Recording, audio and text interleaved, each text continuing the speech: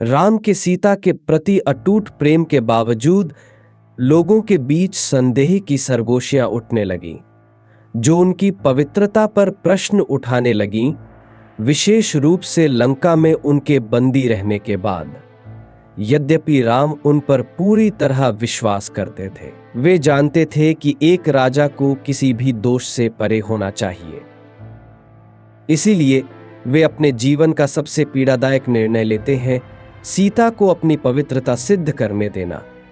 यह निर्णय अविश्वास से नहीं, बल्कि अपने राज्य के प्रति उनके अटूट कर्तव्य से प्रेरित था। राम समझते थे कि एक शासक के रूप में उनकी व्यक्तिगत खुशी उनके प्रजा के कल्याण से अधिक महत्वपूर्ण नहीं हो सकती। राजधर्म का भार उन पर भारी पड़ता है, फिर भी वे धर्म को सर्वोपरि रखने का संकल्प लेते हैं। राज दरबार में एक गहरी निस्तब्धता व्याप्त हो जाती है। राज परिषद, मंत्रीगण और नागरिक एकत्र होते हैं। उनके चेहरे जिज्ञासा, निर्णय और असहजता का मिश्रण दर्शाते हैं। सीता गरिमा के साथ खड़ी रहती हैं। उनका चेहरा शांत लेकिन आहत है।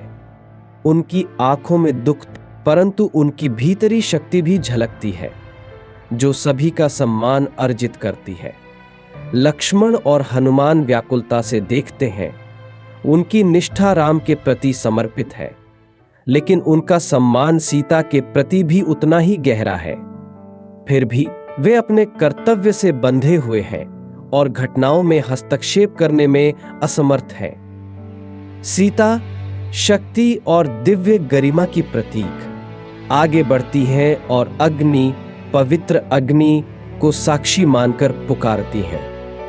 वे प्राचीन परंपरा का आह्वान करती हैं, जिसमें केवल सत्य ही अग्नि की ज्वालाओं को सहन कर सकता है। जब चिता प्रज्वलित होती है तो वे बिना किसी संकोच के उसमें प्रवेश करती हैं और अग्नि की ज्वाला उन्हें स्पर्श तक नहीं करती, जिससे उनकी दिव्यता और पवित्रता प्रमाणित होती है। स्वर्ग गड़गड़ाने लगता है और स्वयं देवता प्रकट होकर उनकी शुद्धता की पुष्टि करते हैं। इंद्र, जो आकाश के स्वामी हैं, उनकी निर्दोषता की घोषणा करते हैं, जबकि ब्रह्मा उन्हें दिव्य आशीर्वाद प्रदान करते हैं।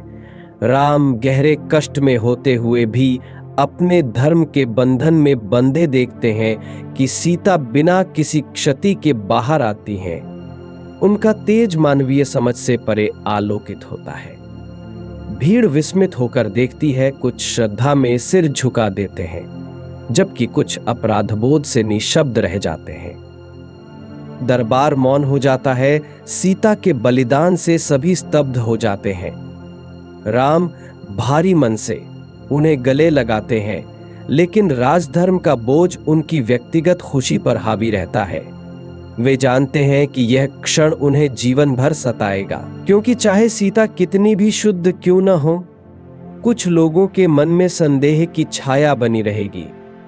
ये फुसफुसाहटें, चाहे कितनी भी हल्की क्यों न हो, उनके शासन की नींव को कमजोर करती हैं।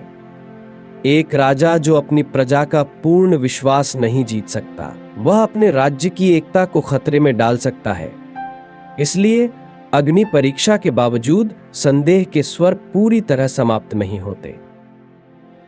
राम, जो धर्म के परम प्रतीक है, जानते हैं कि उनकी प्रजा के मन में उठने वाले असंतोष को समाप्त करना आवश्यक है। भारी हृदय से वे सीता के वनवास का आदेश देते हैं, यद्यपि यह निर्णय उनके हृदय को चूर चूर कर देता है। उनकी रातें बेचैनी में कटती हैं। सीता के शांत चेहरे और उनके द्वारा पहुंचाए गए कष्ट की छवियां उन्हें सताती हैं। हर दिन अनंत लगता है, यह जानते हुए कि वे उनसे दूर है, अकेले कष्ट सह रही हैं। फिर भी वे मानते हैं कि यह बिछड़ाव बड़े उद्देश्य के लिए आवश्यक है। यह उनके धर्म के प्रति उनकी अटूट निष्ठा का प्रमाण है।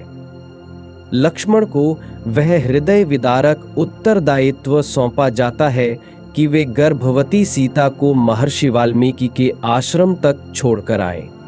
जब रथ अयोध्या से निकलता है, लक्ष्मण अपने आंसुओं को रोकने का प्रयास करते हैं। यह सोचकर कि राम कितने असहनीय कष्ट सह रहे होंगे। यात्रा के दौरान वे सीता को सांत्वना देने की कोशिश करते हैं, उनके गुणों की प्रशंसा करते हैं और उन्हें आश्वस्त करते हैं कि इतिहास उन्हें त्याग और सतीत्व की प्रतिमूर्ति के रूप में याद रखेगा। लेकिन सीता शांत रहती हैं, उनकी दृढ़ता अडिग बनी रहती है। वे प्रकृति में शांति पाती है, नदियों, वृक्षों और पक्षियों से शक्ति अर्जित करती हैं। उन शांत क्षणों में वे अपने भाग्य पर विचार करती हैं और उसे पूर्ण गरिमा और साहस के साथ स्वीकार करती हैं।